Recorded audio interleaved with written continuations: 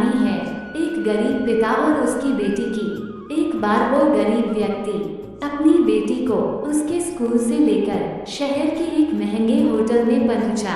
उस व्यक्ति ने फटे पुराने कपड़े पहने हुए थे और उसकी बेटी स्कूल की ड्रेस पहनी हुई थी। जब दोनों होटल के अंदर पहुंचे तो वेटर पूछा, सर आप क्या खाना पसंद करेंगे? आप अपना ऑर्डर बता दीजिए।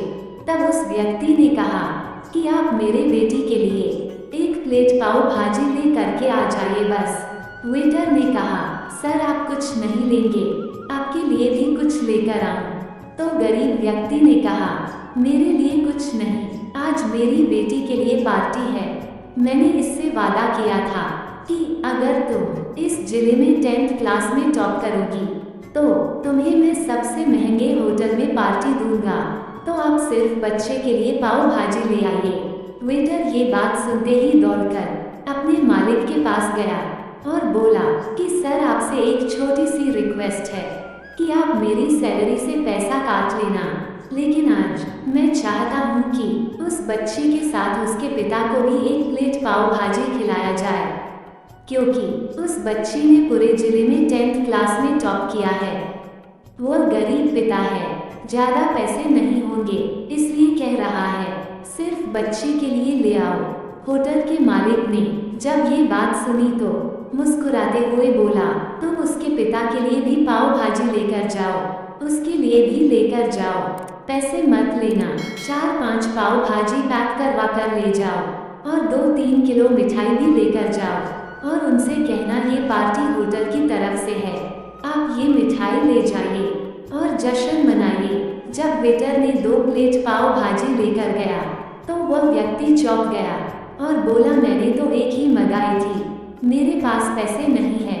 वेटर बोला, अरे सर शर्मिंदा मत कीजिए, ये पार्टी होटल की तरफ से है, आपकी बेटी हमारी बेटी ने टॉप किया है, ये मिठाइयाँ लेकर जाइए और जश्न मनाइए। पिता और बेटी खुश हो गए और चले गए। कई साल बीत गए। उस गरीब पिता की लड़की अब यूपीएससी की तैयारी करके कलेक्टर बन चुकी थी और इत्तेफाक से उसी शहर में उसकी पोस्टिंग हुई थी। उस लड़की ने उस होटल में सूचना पहुंचा दी कि मैं उस होटल में लंच करने के लिए आ रही हूँ।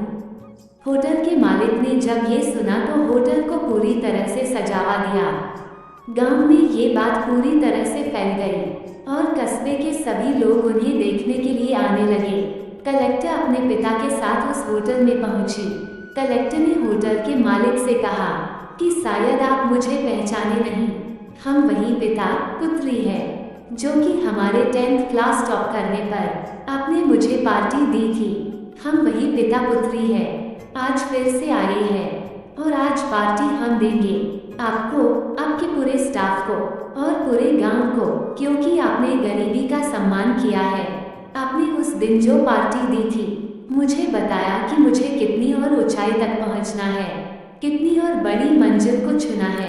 आपने एक नई प्रेरणा दी थी और आज मैं उसी प्रेरणा का एहसान चुकाने के लिए आई हूँ। वो मैडम ये सब कहते जा रही थी और आंखों से आंसू बहती जा रही थी।